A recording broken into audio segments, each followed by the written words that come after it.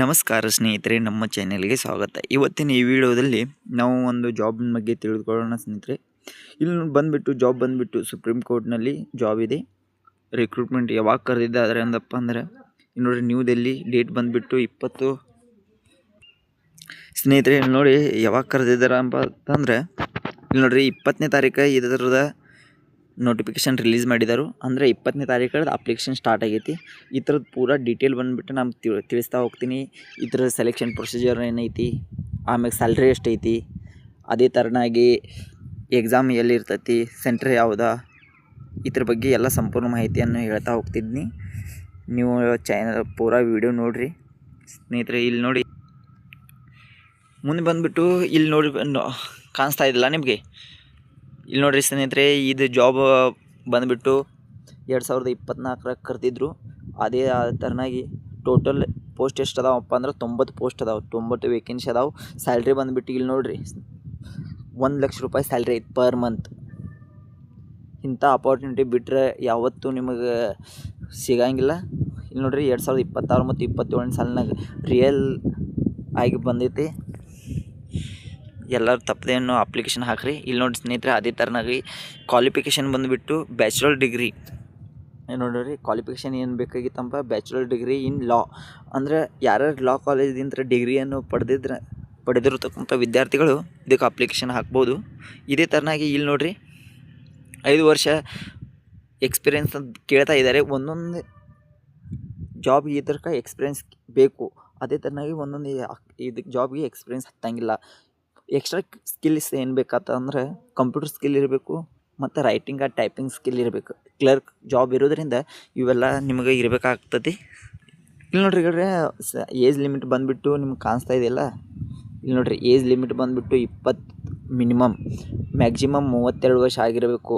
ಉದಾಹರಣೆಗಾಗಿ 7/2/2026 ತನಕ, ಅಂದರೆ ಈ ಅಪ್ಲಿಕೇಶನ್ ಮುಗಿ ಡೇಟ್ ತನಕ ನಿಮಗೆ 20 ಆದರೂ ನಡೀತೈತಿ ಡೇಟ್ ಇದು ಕೊಟ್ಟರು.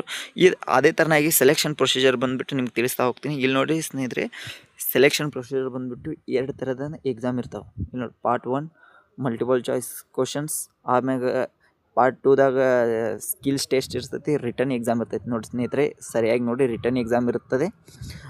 ಪಾರ್ಟ್ 3ದಲ್ಲಿ ಇಂಟರ್ವ್ಯೂ ಅಂತ ಇರುತ್ತೆ. ಎಲ್ಲ ಆದ್ಮೇಲೆ part 1, part 2, part 3 multiple choice question part 1ದಾಗ ಇರ್ತೈತಿ. ಆಮ್ಯಾಗ 2ನೇದ್ರೊಳಗೆ ಸಬ್ಜೆಕ್ಟ್ ರಿಟರ್ನ್ ಟೆಸ್ಟ್ ಇರುತ್ತದೆ.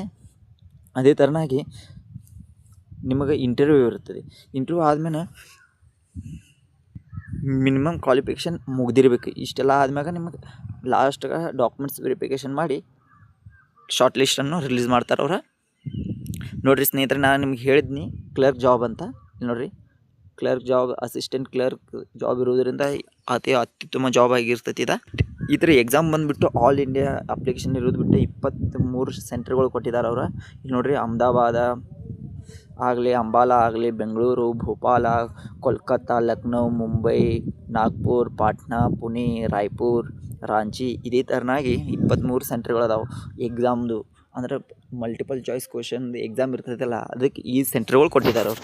ಫಸ್ಟ್ ಎಕ್ಸಾಮ್, ನೆಕ್ಸ್ಟ್ 2ನೇ ಎಕ್ಸಾಮ್ಗೆ ಇದೇ ಥರನಾಗಿ ಕೊಟ್ಟಾರು ನಿಮ್ಗೆ. ಇಲ್ಲಿ ನೋಡಿ ಸ್ನೇಹಿತರೆ, ನಿಮ್ಗೆ ಹೇಳಬೇಕಂದ್ರೆ ನಿಮಗೆ ಎಕ್ಸಾಮ್ ಡೇಟ್ ಬಂದುಬಿಟ್ಟು ಎಕ್ಸಾಮ್ ಡೇಟ್ ಬಂದುಬಿಟ್ಟು ಇಲ್ಲಿ ನೋಡಿ, ಎಕ್ಸಾಮ್ ಡೇಟ್ ಬಂದುಬಿಟ್ಟು ಇಲ್ಲಿ ನೋಡಿ 7/3/2026 ಎಕ್ಸಾಮ್ ಸ್ಟಾರ್ಟ್ ಐತಿ. ಥರದ ಪಾರ್ಟ್ 1 ಎಕ್ಸಾಮ್.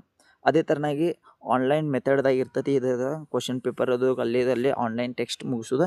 ಆಮೇಲೆ ನೆಕ್ಸ್ಟ್ ನೋಡಿ, ಪೇಪರ್ 2 ರಿಟರ್ನ್ ಎಕ್ಸಾಮ್ ಇರುವುದರಿಂದ ಅಲ್ಲಿದಲ್ಲಿ ಇರ್ತೈತಿ. ಕೆ ಆನ್ಸರ್ ಕೊಡ್ತಾರೆ ನಿಮಗೆ. ಇಲ್ಲಿ ನೋಡಿ, ಕೆ ಆನ್ಸರ್ ಎಕ್ಸಾಮ್ ಆದ್ಬೇಕು. ನಿಮ್ಗೆ ಕೆ ಆನ್ಸರ್ ಬೇಕಾಗಿತ್ತಪ್ಪ ಅಂದ್ರೆ ಇಲ್ಲಿ ನೋಡಿರಿ, ಅದು ಇನ್ಸ್ಟ್ರಕ್ಟರ್ ಕೊಟ್ಟರು. ಆ ಥರ ನಿಮ್ಮದು ಎಕ್ಸಾಮ್ ಆದ ಮರನೇ ದಿನ ಅಂದರೆ 9/3/2026 ಎಕ್ಸಾಮ್ ಮುಗಿದೈತಿ. ನಿಮ್ಗೆ ಕೆ ಆನ್ಸರ್ ಬೇಕಾಗಿತ್ತು ಅಂದ್ರೆ 100 ರೂಪೀಸ್ ಕೊಡಬೇಕು ಅವ್ರಿಗೆ. ಕೊಟ್ಟ ಮೂಲಕ ನಿಮ್ಗೆ ಕೆ ಆನ್ಸರನ್ನು ಪ್ರೊವೈಡ್ ಮಾಡ್ತಾರೆ.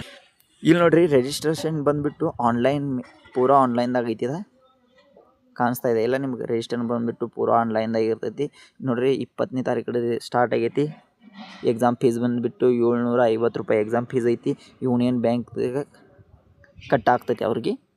ನೀವು ತಪ್ಪದೆ ಅಪ್ಲಿಕೇಶನ್ ಹಾಕಿರಿ.